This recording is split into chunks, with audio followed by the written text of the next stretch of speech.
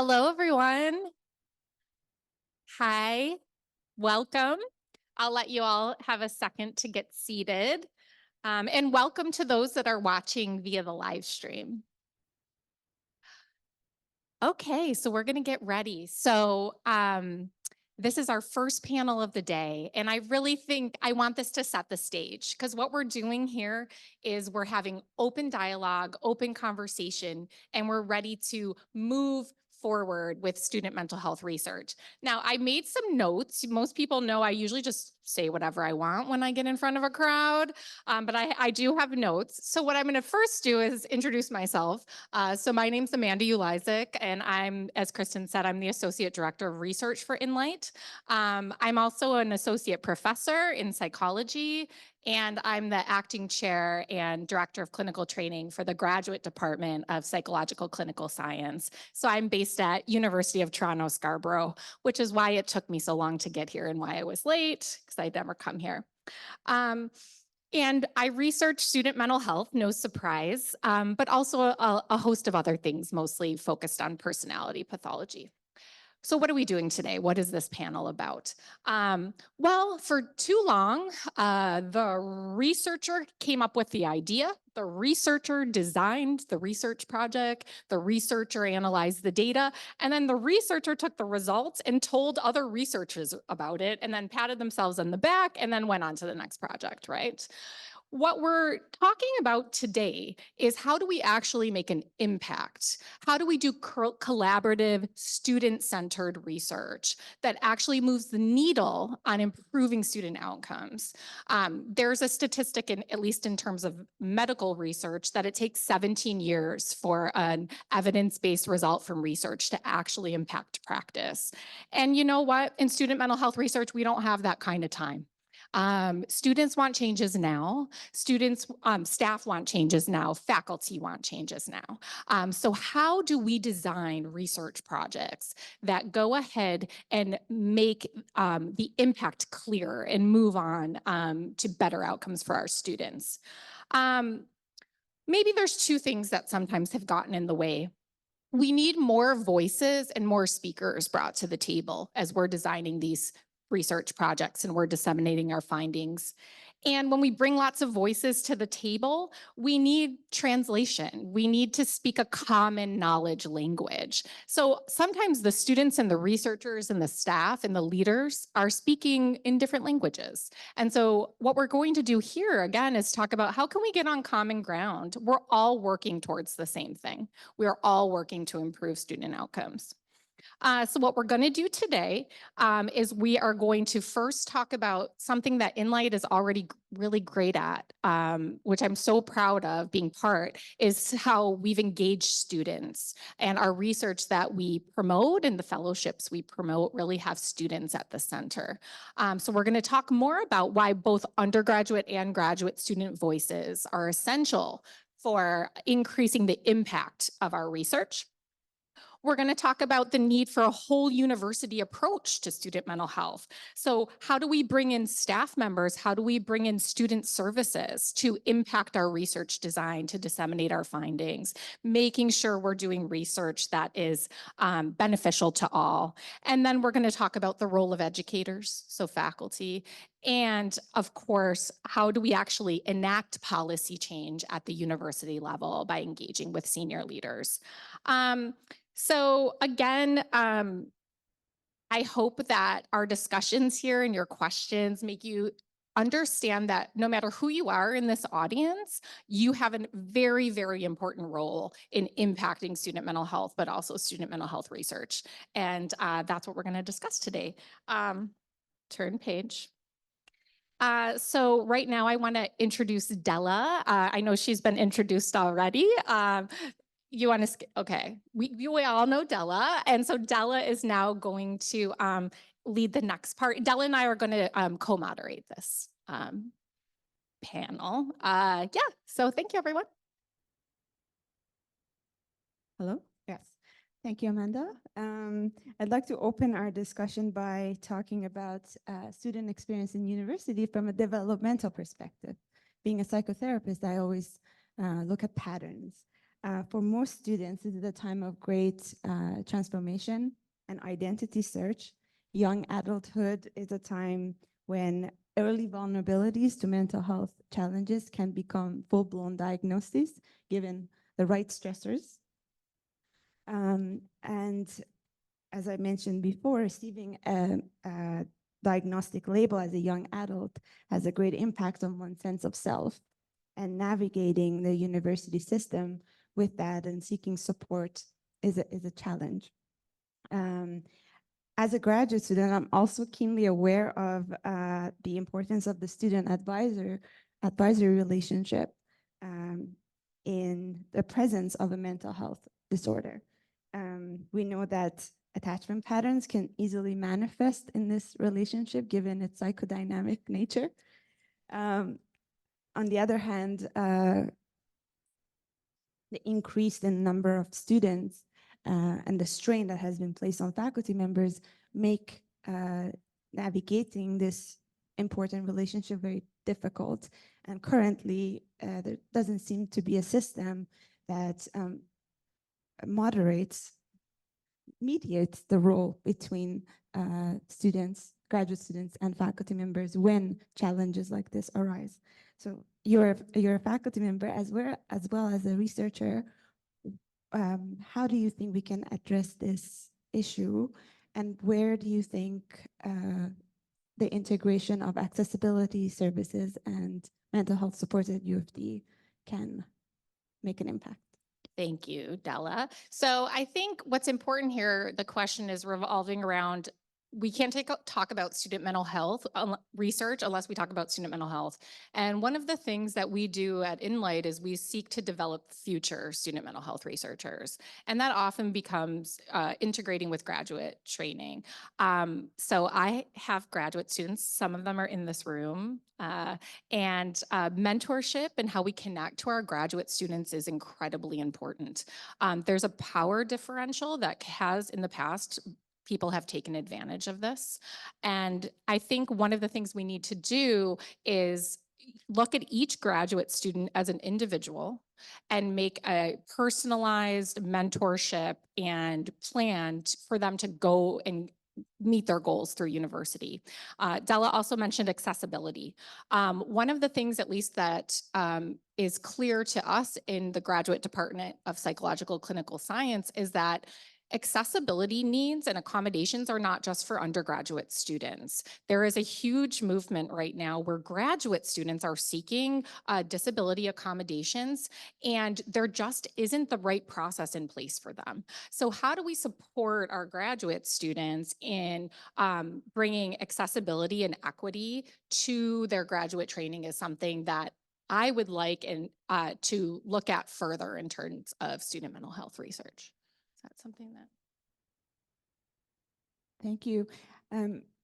Since you mentioned the personalized approach, do you think something similar to an individual education plan, IEP, that you see at the secondary level could be helpful in graduate education and possibly even undergraduate students?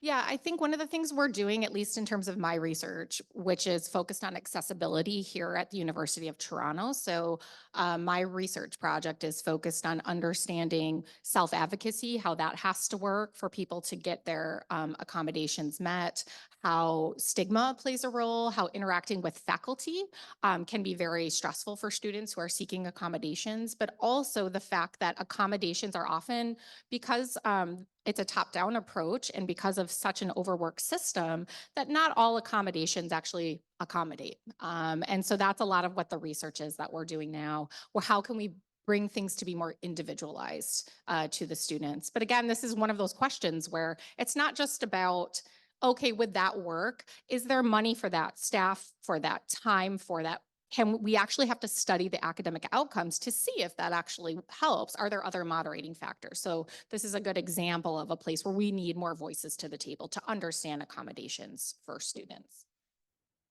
Thank you so much, Fatima. Amanda, I'm going to talk to you, Fatima, now. Fatima Khalil is an undergraduate student in the Department of Physical and Environmental Science at UTSC. She served as co-chair of the Mental Health Advisory Committee in 2021 and is currently a student advisor at the STEP Lab with Professor Uliaszek.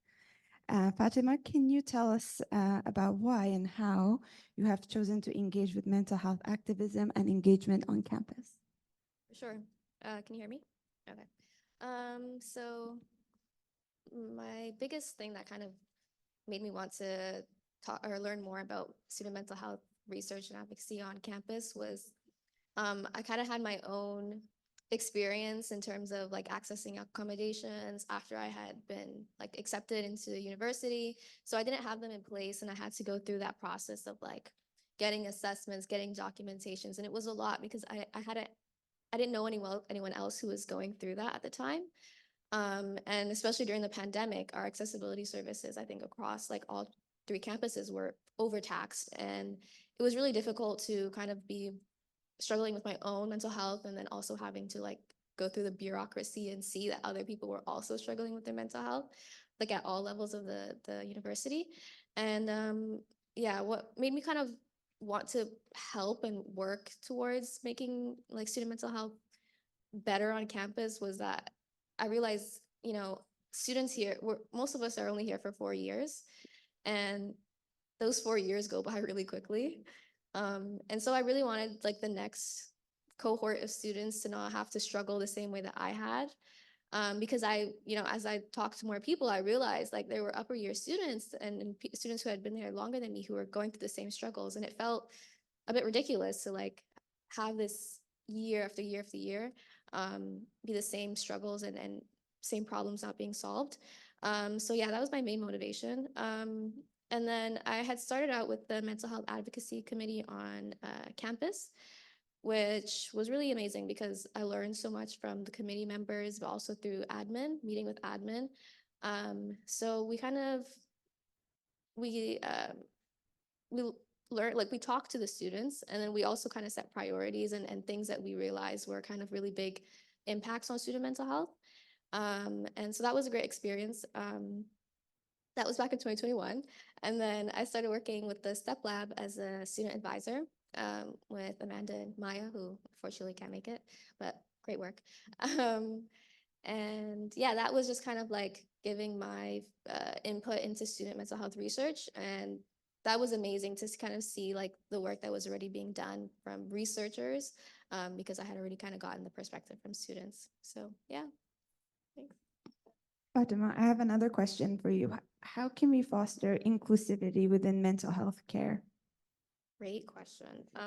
So I think the first thing would be to build relationships. I think it can sometimes kind of feel like the university versus the student, and you never want it to feel like that, especially when you're talking about mental health. And there should be compassion within that relationship.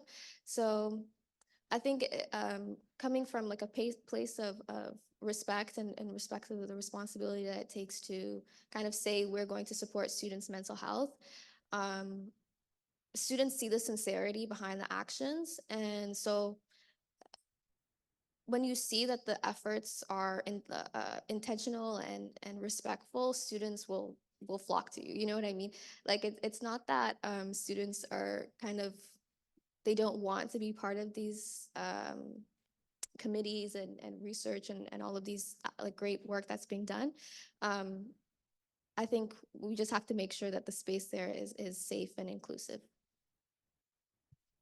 And then another thing I wanted to add is that we have to, part of like making the space safe and inclusive is that we're generally like asking students to share their voices, and that comes with vulnerability.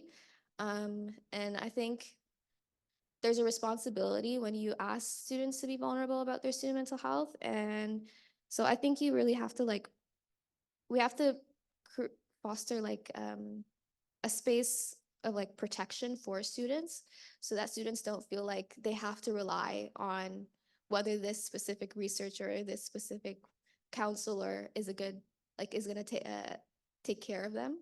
It has to be ingrained in our policies kind of. Yeah. Thank you so much.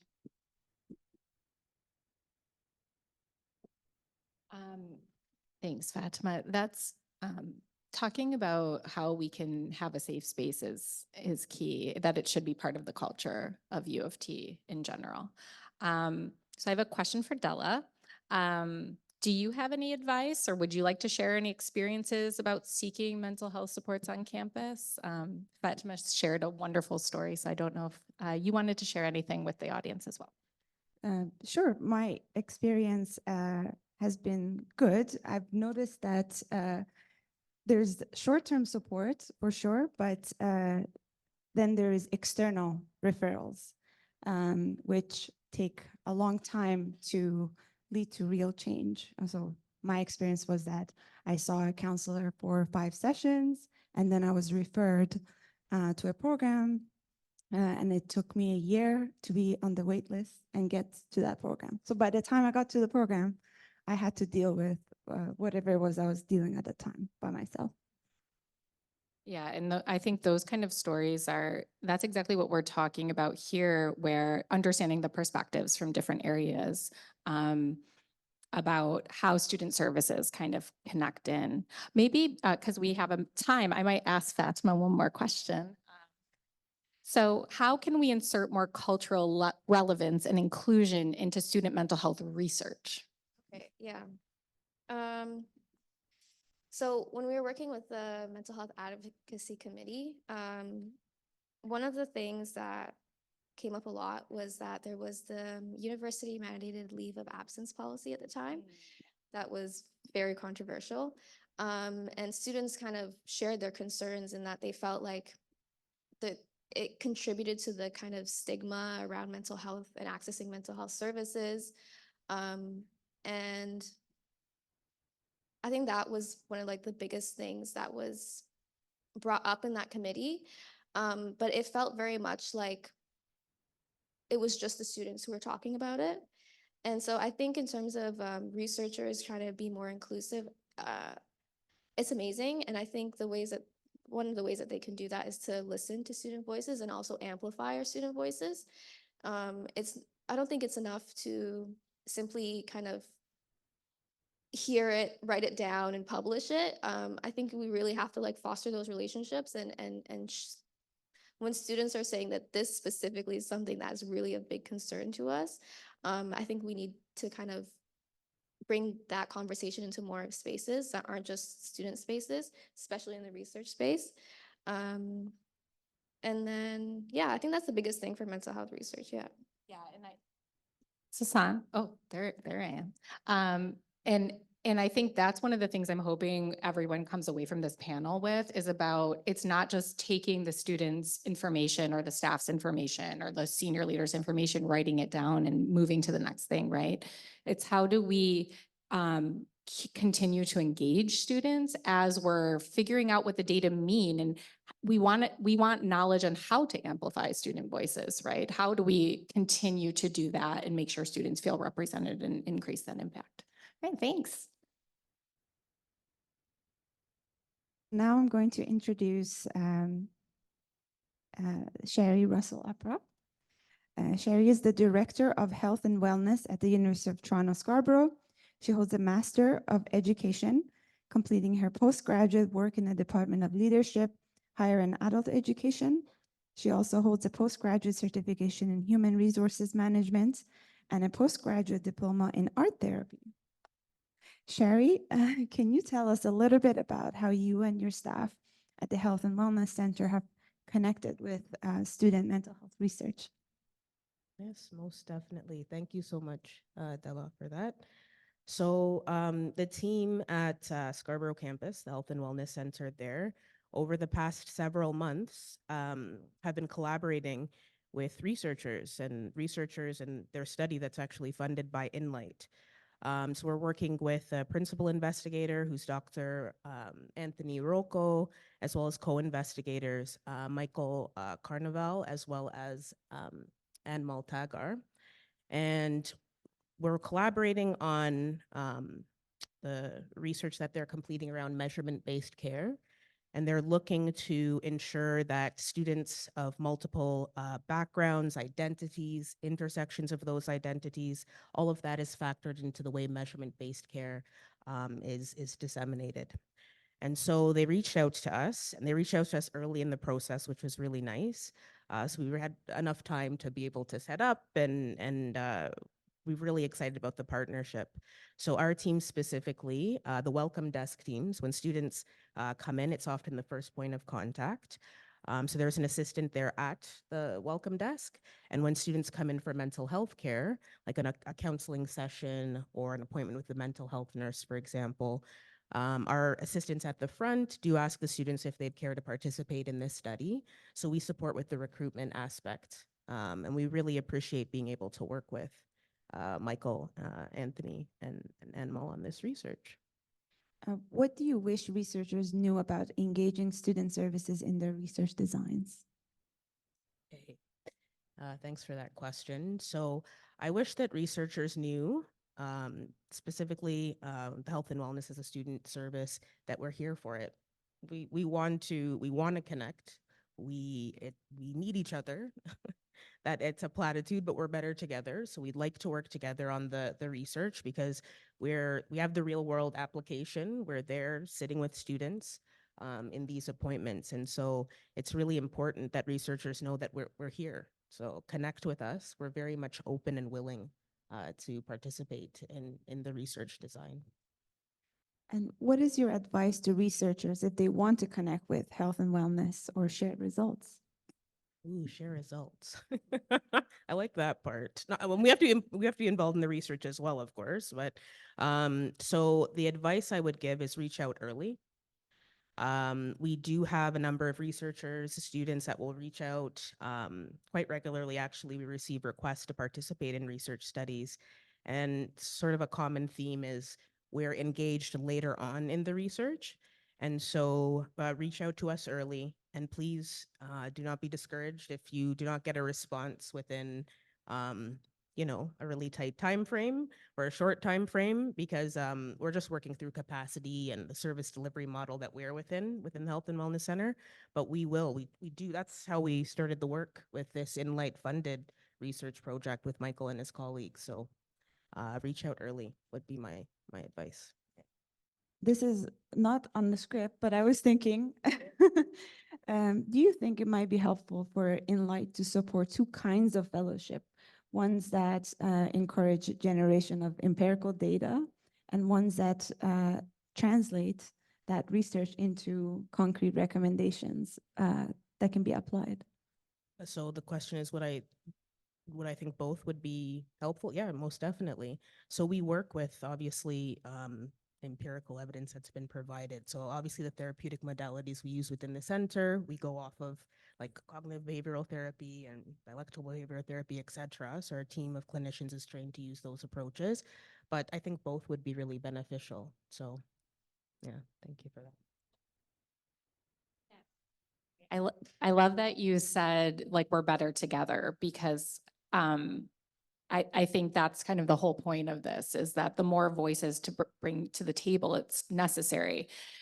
I want to make it clear. I want to ask you about the fact that, if we're doing a whole university approach, we center everything on the students, but this is also a community where people work, people live, people engage, people meet. So researchers, I think, at least I want to know, how do we make research more relevant and impactful to staff, not only students? So what are things we can be doing either at Inlight or just in general, where we're actually also highlighting, the relevance to staff that are working at the university?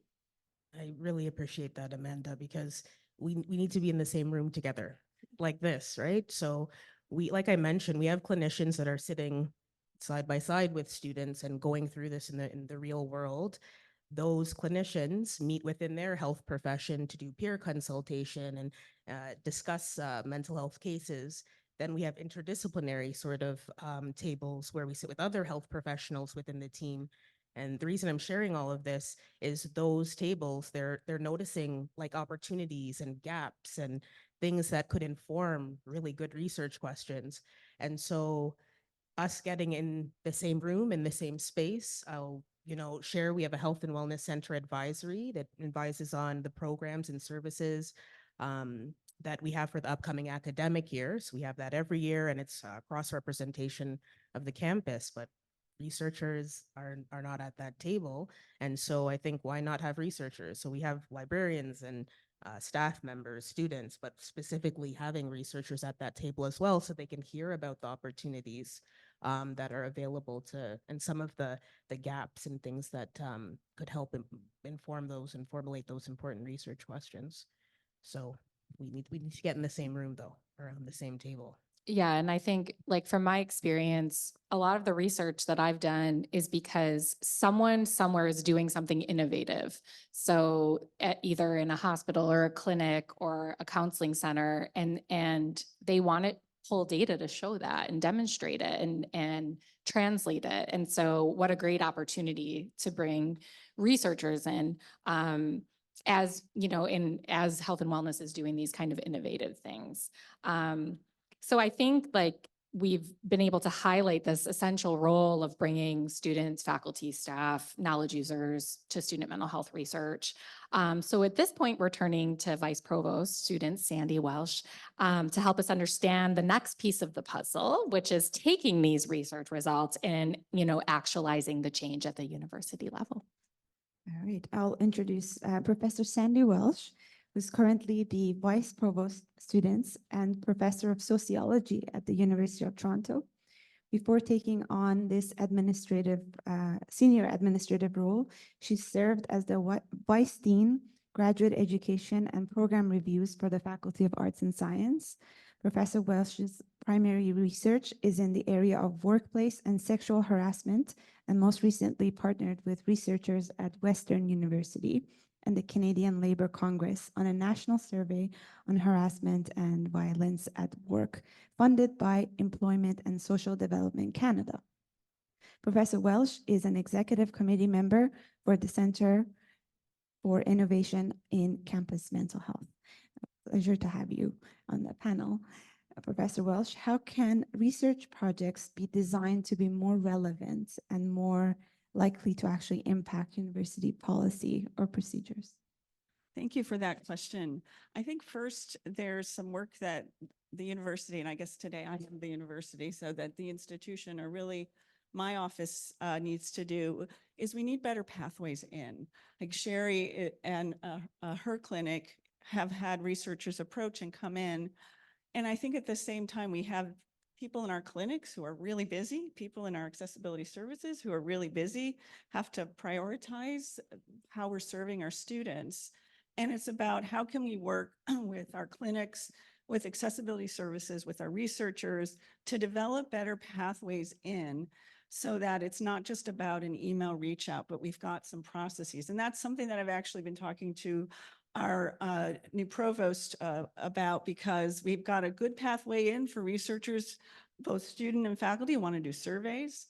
We have a pathway that we've been developing around access to our institutional data. What we really need is a better pathway for people who want to work on interventions, want to come in and do things in partnership with us. And so I think this is something that I will just say here, any advice you have for me on that, please give it to me, because I see it as a priority, so we can really have those collaborations.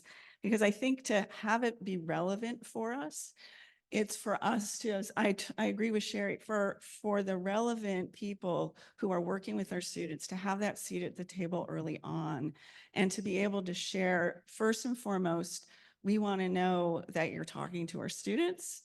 I'm not worried about all of you in the room, but it's like, we want to know if this is about our students and for our students, that our students are part of what is the questions being asked, how is the research going to be done? And at the same time, for me, it's, are you talking to the staff who are seeing the challenges, who are seeing the opportunities? I think Shari put it really well.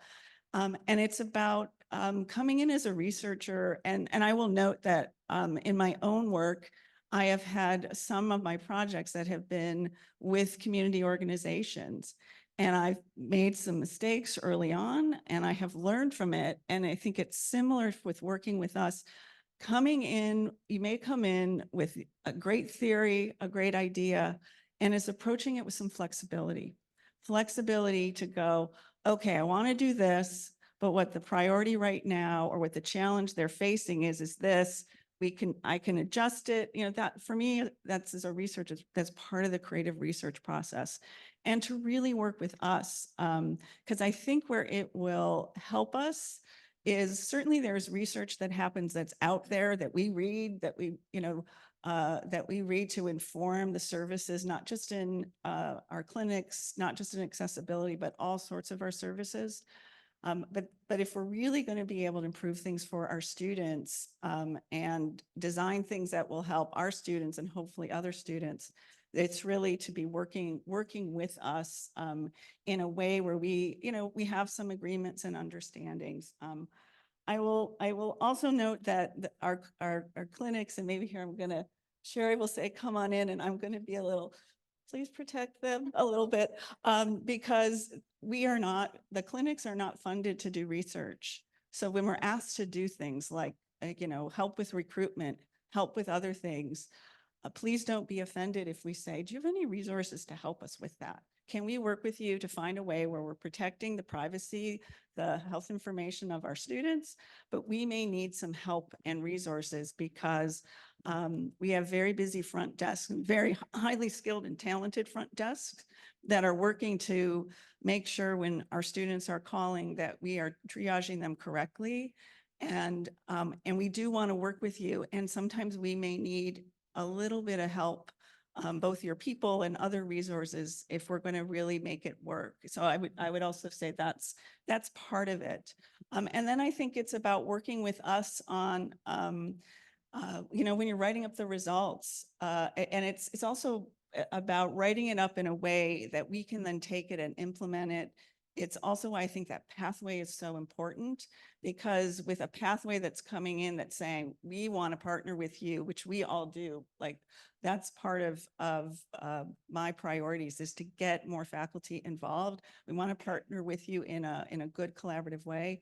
And if we've got a good pathway, then you will know that when we get your results, we're going to use them because we've been there at the beginning, we have an understanding, and we're going to be in a better place to implement them. Do you have an example of a time when research led to a change in policy at U of D? That's a really good question. And I looked at that and I was like, that's a good question. I have to think about that. So I think, often we think of the big moments, the big thing that's going to change. And so, I'm going to lean on my own research expertise in sexual harassment. Like when I started as vice provost students, it was right when the province was getting involved in, we needed to do more for post-secondary sexual violence. And we needed to do more services at universities, do better. A lot of that was informed by researchers.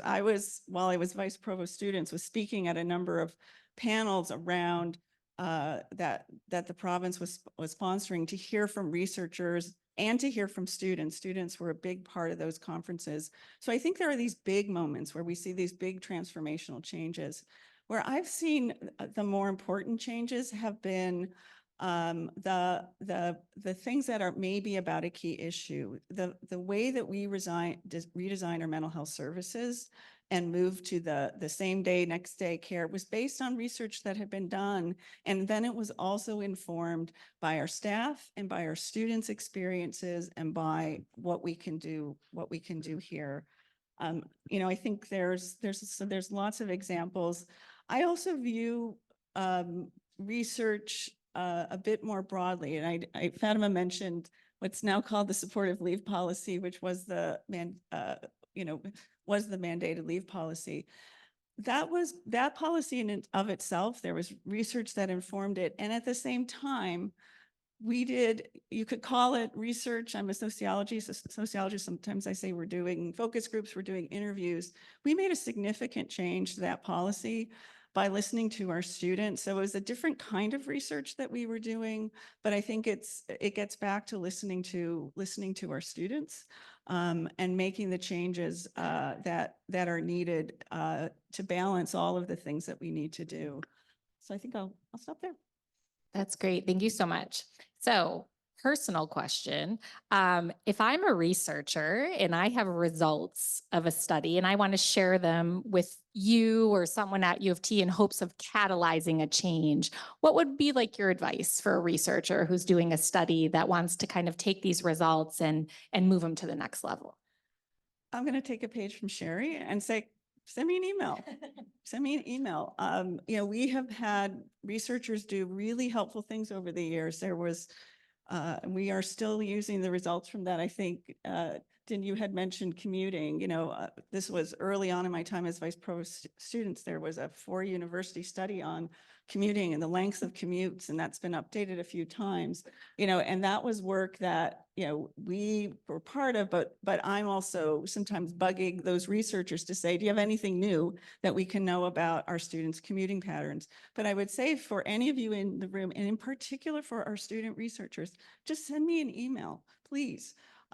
And say, I have a study, we'll look at it. It may be me meeting with you. Sometimes what I do is I will say, especially if it's our students, I'll contact who might be best positioned to take advantage of it, to learn from it. We always want to learn.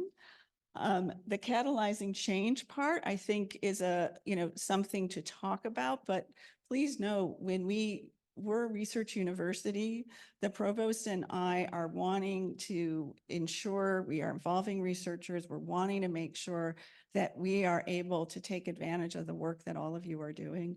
So just send me an email and you can say, you said it at this research symposium, Sandy, you know, and could we go for a coffee and talk about my work? Oh, that's great. It's so encouraging to hear that because I think at Inlight, we hear that from researchers a lot. You know, I'm designing this study. It's going to be really, really impactful, but it's hard to know what the next steps are for that. So knowing that the university is open to us reaching out and talking these things through, and also to take Shari's example is ask early and get you involved in actually the research design. Okay, so I have a few kind of general questions for the panel. Fatima, can I ask you a question? Okay. This is a very general question, but hopefully all of you in your mind answer this question for yourself as well. Okay. What is the biggest challenge to student mental health at the University of Toronto? It's a big question. I think from my own experience and from all that I heard from the students during the mental health advocacy committee, we need more support for accessibility services. I think that's the biggest thing because, you know, even with all the research work and the amendments to the policies, it's all contingent on how the quality of care from the accessibility services.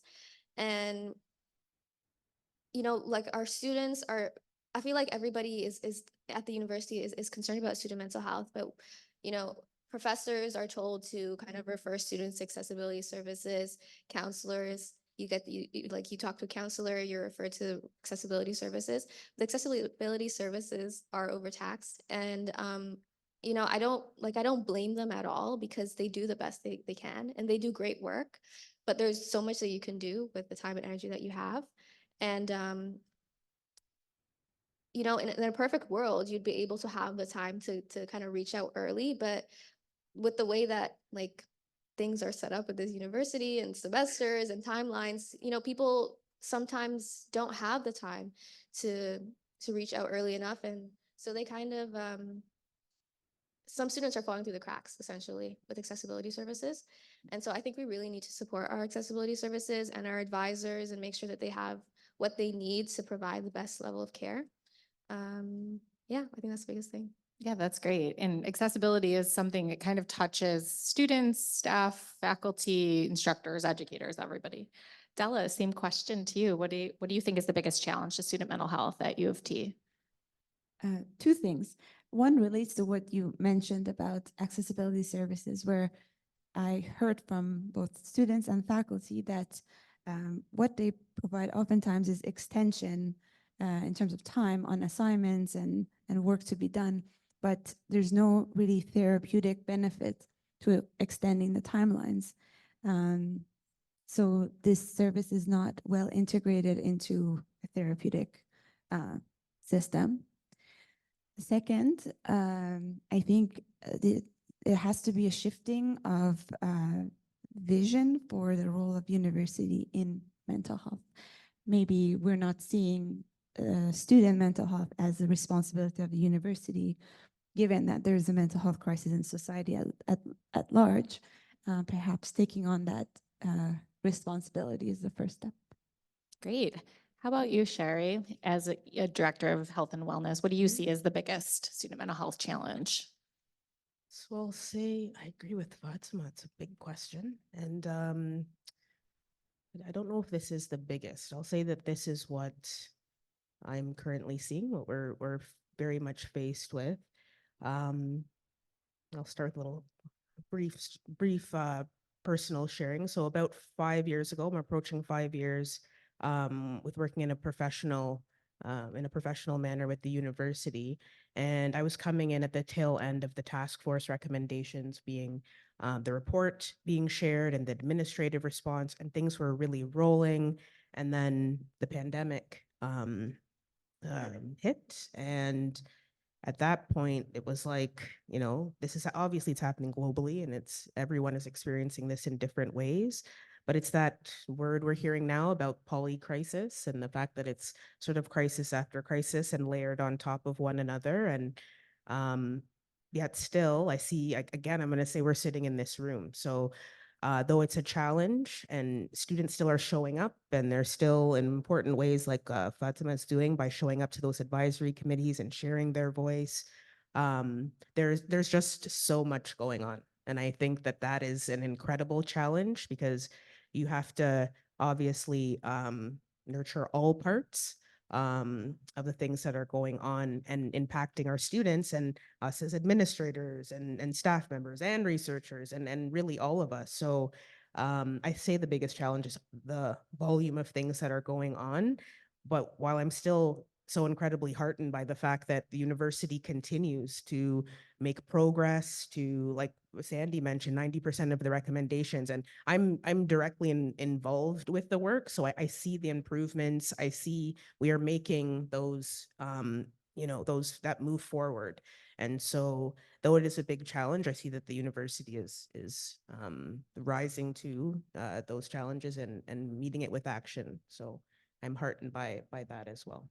So That's great. Thank you. thanks, Amanda. I have a question for Amanda and Sandy. Why do research results often fail to make a measurable impact in the real world? Oh, you want me to answer that one, Amanda? All right, because, I think just in the context of what we're talking about today, about, accessibility, mental health and student mental health, some of it is they may fail to take an impact because they're not researching what's really important to students, to the people who have to do the work, to the people that are like me that are looking for some good ideas. And so it's, and I will acknowledge I'm a researcher. There's a lot of research that, as Amanda, you said, you do it, you publish it, you move on. But to have an impact, sometimes you have to be patient. You have to write your research papers for your research audience.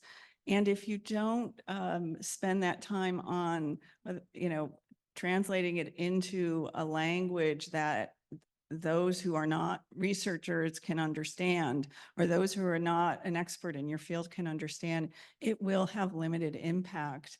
You need to think about, we say to our PhD students, you need to have the 3-minute elevator speech. You need to have the 3-minute, this is how it's going to help the university speech. This is how it's going to make a difference.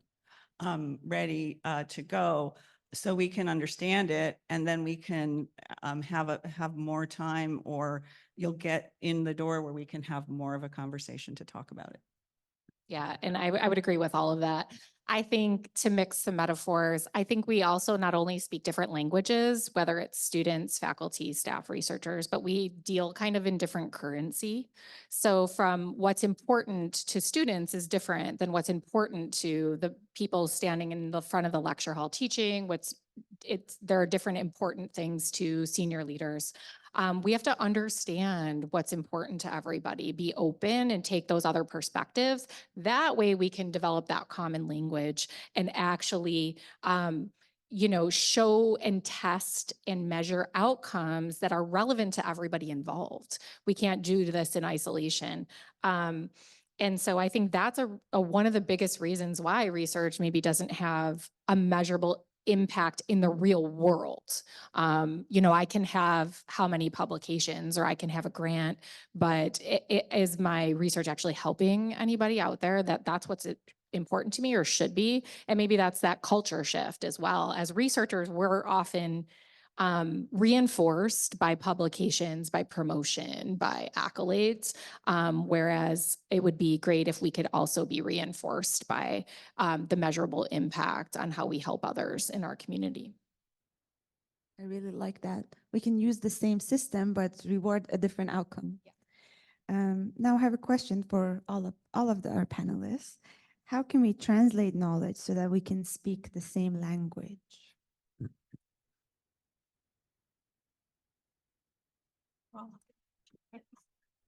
I think we have to talk to each other, right? Like come to panels like this and hear other people. And we have to be careful about being defensive, right? And Fatima said it too. It's not students against leaders. It's not faculty against staff. In terms of the accessibility research we do, it sometimes feels like that. Like everybody's on their own position, right? Like a faculty member doesn't want to do extra work to accommodate accessibility, is super overwhelmed. The student feels like they're not being helped. I think we have to step out of that for a second and actually be willing to listen and in a non-defensive way. But that could be my clinical psychologist kind of view of everyone should validate and hug and smile. And yeah, just be in the moment right now. Thank you. Do you think it's enough if individual people want to do good, if they're placed in constraints or positions and systems that constrain them? No, I think there's systematic barriers to all of this, right? And that's everywhere and in everything we do. I do think the other side of the dialectic is that small steps count and they matter. So even if, like Sandy said, we have to be patient. If you think, well, bringing on a couple students into my research, will that really actually help? It does. It empowers those students. It allows them to recognize that their voice is valuable. Even if you're just helping those 3 students that are part of your research, that's important. And so I think being patient, and that's the way we work against the system, even if the system will take a longer time to change. Take a try at this too. I think some of it is finding, at least from my perspective, is another way to translate it is if you have, whether you use the language of champions or like small scale things that you can point to that, look, these people are doing it. And then I think of like coming out of the pandemic, there were a number of faculty that did a lot of work looking at how to have a sort of a mentally well class, no matter you weren't teaching about mental health, but was however you were teaching about it. And again, that was based on their experience. It was based on research. And being able then to share that and then translate that. And now we're able to, through our teaching support centers, have those faculty be able to help spread the word. And so we're looking for things that we can show, look, these people are doing it and we can do it too. That's leading to small scale change. And at the same time, I would agree around the accessibility issue. I think we need to do a bigger think around that one and bring more people together to really understand where are the pressure points around that. But again, it's really, where do we start? We start by understanding the faculty members' experience, the students' experience, and the staff experience. And having research that helps us do that is really important. I'm not quite sure if I answered the question, but Yes. Thanks for asking. Sandy, what is your most important take-home message that researchers should keep in mind when designing impactful research, or any final words that you have? I think it's really to know that we do want to partner with you, and we want to partner with you in a way that is respectful of our prime priority, which is serving our students. And yeah, I think I'll leave it at that. Thank you. Same question to you, Shari. You have any final words? So final words, I'm just reflecting on what the fellow panelists have shared, and I just appreciate that there is space, there's room for this work to happen. And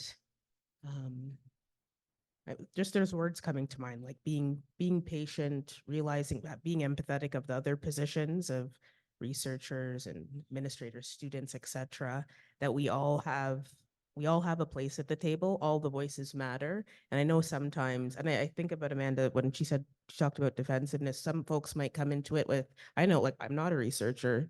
So knowing that I don't have expertise in that area, but we need each other to work well, and we need the student voice also. So understanding everyone's experience and the fact that all of that matters. And even if you're not an expert in that other area, that's why there's that other group there, and we would work together and create something and build something that can really benefit student mental health.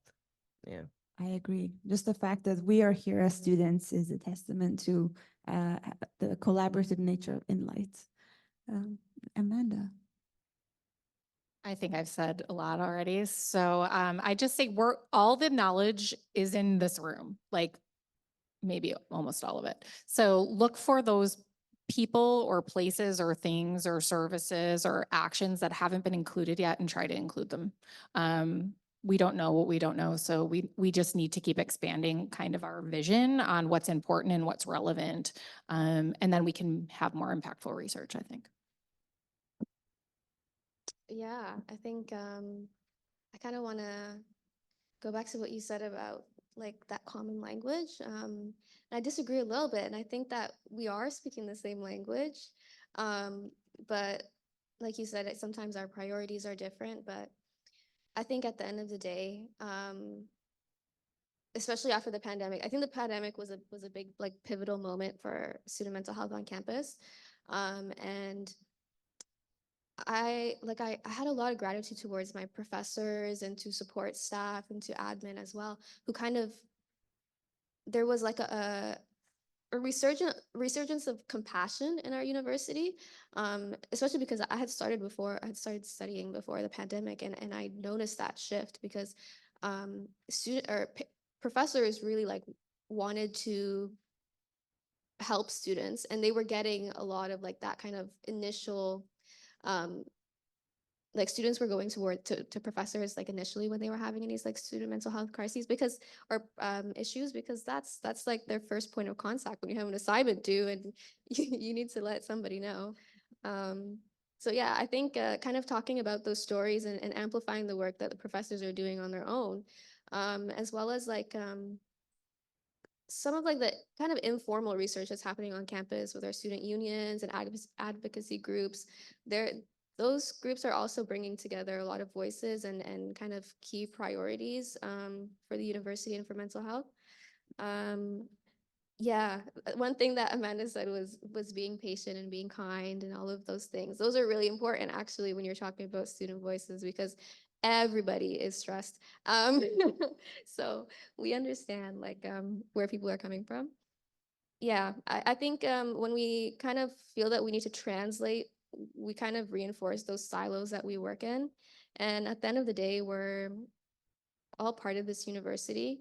And especially the undergraduate students, these are the students that are going to become the researchers. And these, like, I don't know if you guys have talked to students recently, but they are brilliant, you know, and it can be kind of sad to see like students who struggle with their mental health and their voices kind of slip away and they pull away from the university community. So yeah.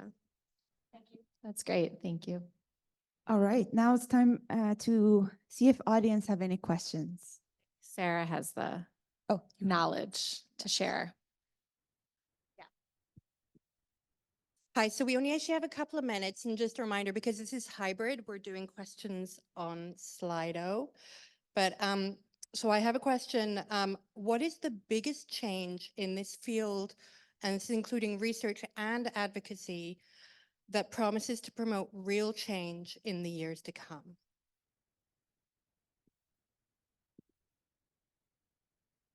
Anyone want to? The biggest change for the good or for the bad? I mean, I think from what Fatima said is COVID really messed some things up and resulted in change in a negative way. But there are positive things that came out of such a complete worldview shift. I think faculty have been encouraged to be more compassionate, to encourage things like universal design in their pedagogy. So I don't need to make students who are struggling with mental health concerns or disability come and ask me for an extension every time. I give an automatic extension, things like that. I think I've noticed as a researcher in clinical psych, really a movement towards including people with lived experience in all of my research. So not just student mental health, but anything I'm doing in any way, we involve people with lived experience. And then I guess also bigger changes is acknowledging that we have done, as researchers, done a very bad job in including diverse voices, diverse participants, diverse researchers in what we've been doing. And we've been studying things from an extremely white, Western, patronistic perspective for 100 years. And that's also been a change as we're working towards being more inclusive. I think that's also a really positive change in the past 5 years or so.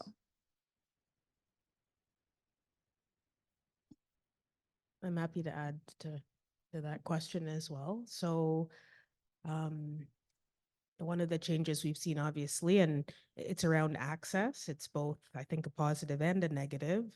We were doing some informal research before the pandemic around mental health services.